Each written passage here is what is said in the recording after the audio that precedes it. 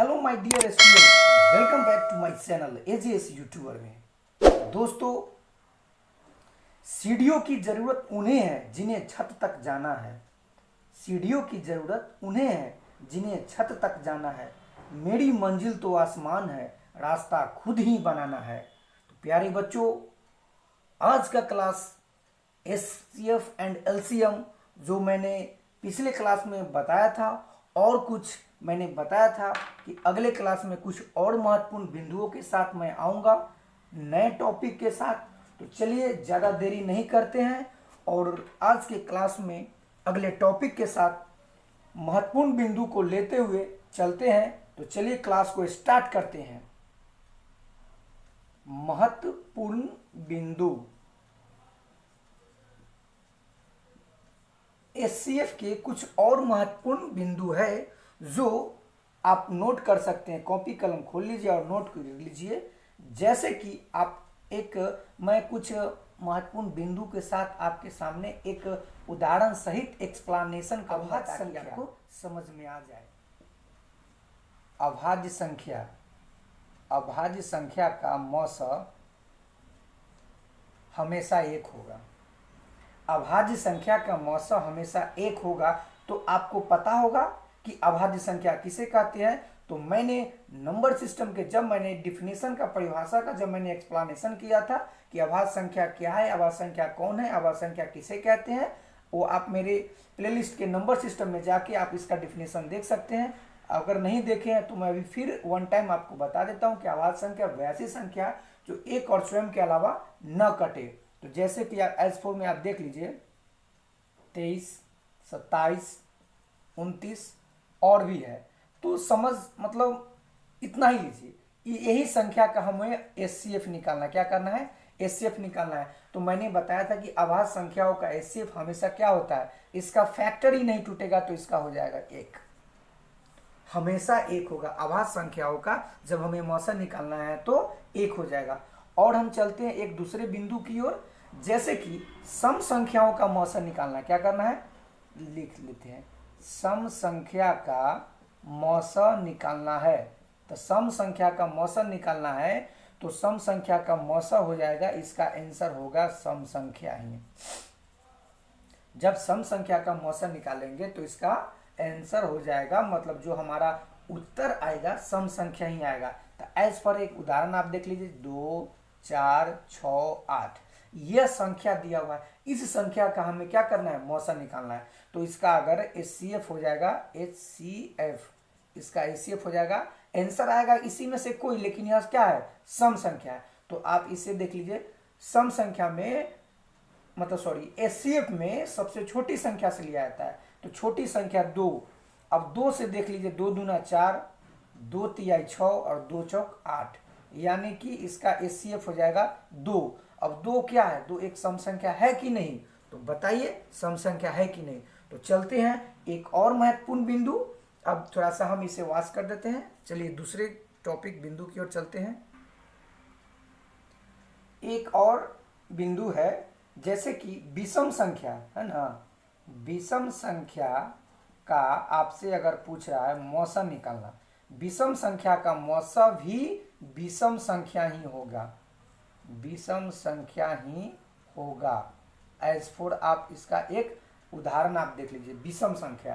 तो जैसे कि आपको दे देगा 3, 5, नहीं सॉरी ऐसे लेते हैं, 3, 9 है ना, 3, 9 आपके पास 27, 3, 9, 27 या 18 भी, 18 तो सम संख्या, हमें ये विषम संख्या का लेना है ना।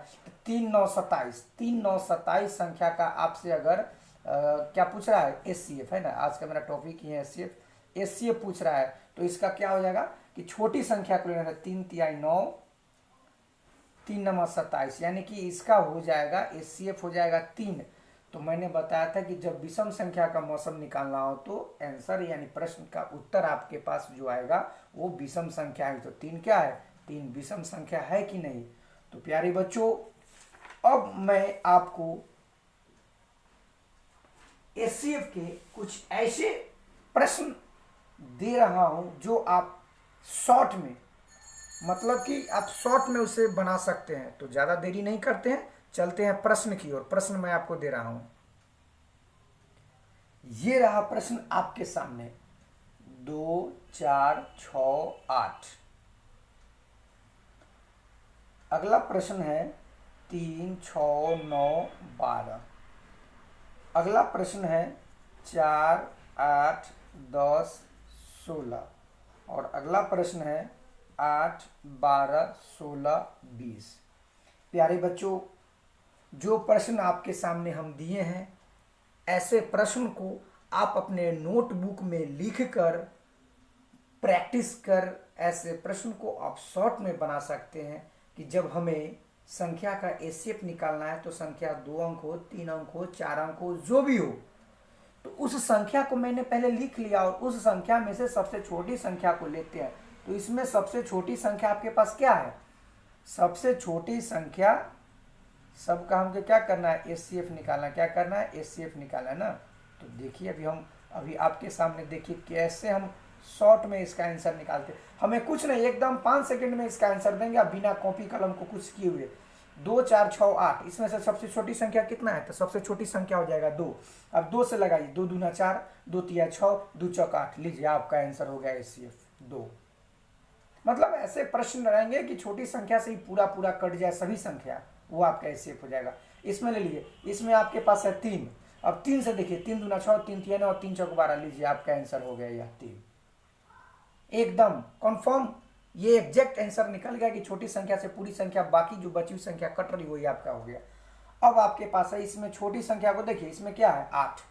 तो 4 दूना 8 कट रहा है, 4 चौक 16, लेकिन 10 आपके साथ, यह जो 10 है वह 10 नहीं कट रहा है। तो 10 नहीं कट रहा है तो हमें अब क्या करना है? जो सबसे छोटी संख्या है उस संख्या का मैं फैक्टर तोड़ लेता हूं। तो 2 गुने 2 क्या कर दिए?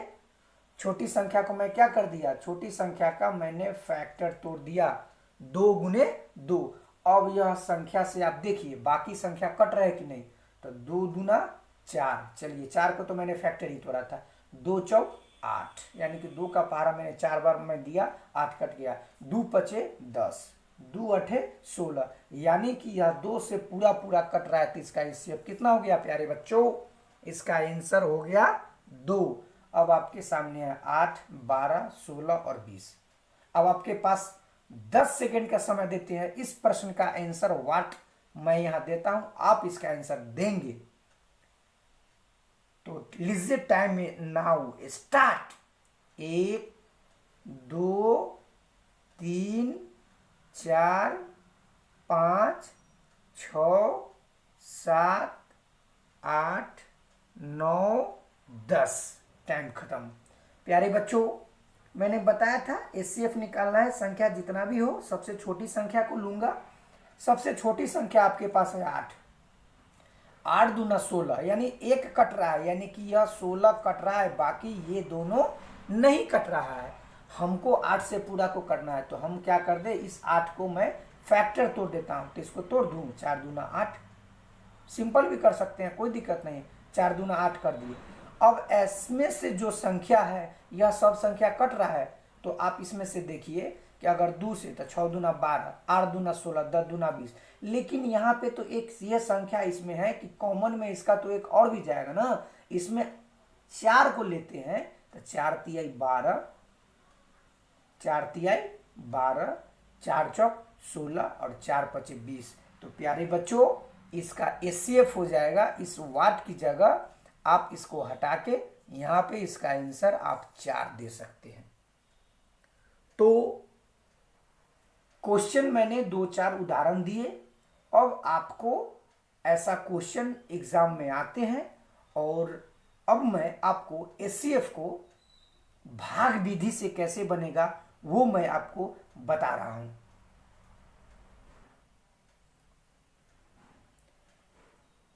एचसीएफ को भाग विधि से बनाना है, भाग विधि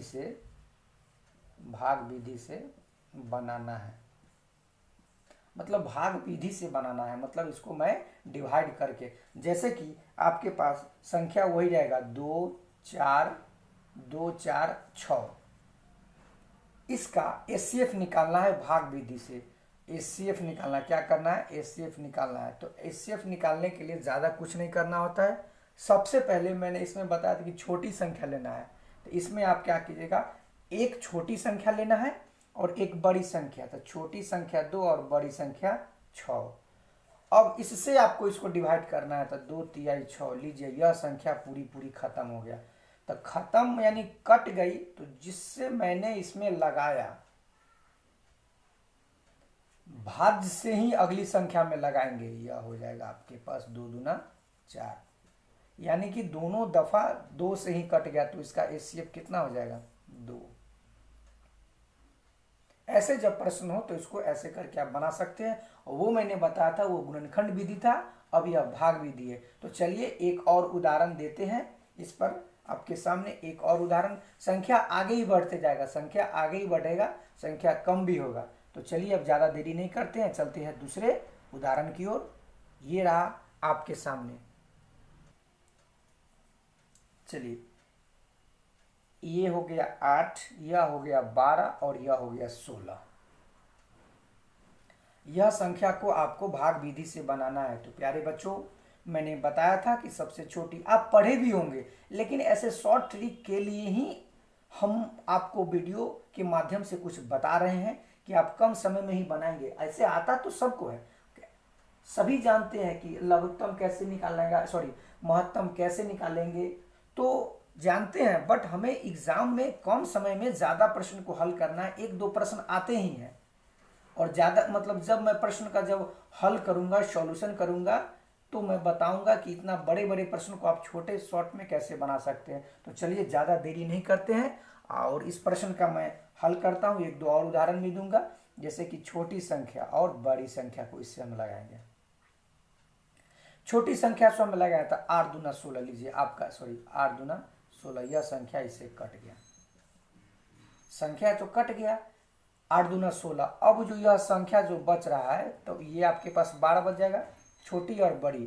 तो एक मरते 8 लगाएगा, 8 शेष बच गया 4। अब जो संख्या वो भाग आपको यहाँ आ जाएगा, ऐसे करके लगाएंगे, 4 दूना 8, यह संख्या पूरी पूरी कट गया। तो इसमें यह संख्या है 4 दूना 8 और यहाँ पे है 4, यानी कि दोनों में कॉमन क्या है, 4। तो इसका एचसीएफ क्या हो जाएगा, 4। प्यारे बच्चों, एक और उदाहरण आप ले लीजिए। एक और उदाहरण, आपका कॉन्सेप्ट एकदम क्लियर हो जाएगा। और ऐसे प्रश्न भाग विधि से पूछे और आपसे गुणनखंड शॉर्ट कॉन्सेप्ट करके, क्लियर कॉन्सेप्ट क्लियर करके आप इसे बना सकते हैं। जैसे कि आपके पास हो जाएगा 60, 120 और 180। संख्या ज्यादा जा रहा है, आप इसे छोटा भी कर सकते हैं, शून्य से शून्य को भी काट सकते हैं, शून्य से शून्य को भी शून्य काट सकते हैं, लेकिन आपका प्रश्न वही रहेगा 60, 120 और 180। हमको इसका एचसीएफ पूछ रहा है ना, एचसीएफ निकालना है। तो आप क्या कीजिए, इसको कर दीजिए 6, इसको कर दीजिए 12, इसको कर दीजिए 18। अब मैंने बताया था कि छोटी संख्या से बड़ी संख्या का कर दीजिए भाग विधि से, 36, 18 कट गया, कितना खत्म हो गया। अब जो संख्या जिससे मैंने भाग लगाया था उस संख्या से बची संख्या से 6 दूना 12, लीजिए आपके सामने कट गया। 6 से भी यहाँ भी कटा और 6 से यहाँ भी कटा, तो इसका एचसीएफ कितना हो जाएगा, 6। लेकिन प्यारे बच्चों, मैंने शून्य को काटा था, तो शून्य को काटा था, तो फिर शून्य को ला दीजिए। जैसे मैंने उसको भेजा वैसे ही मैंने उसको वापस ले लिया, तो इसका एचसीएफ हो जाएगा 60।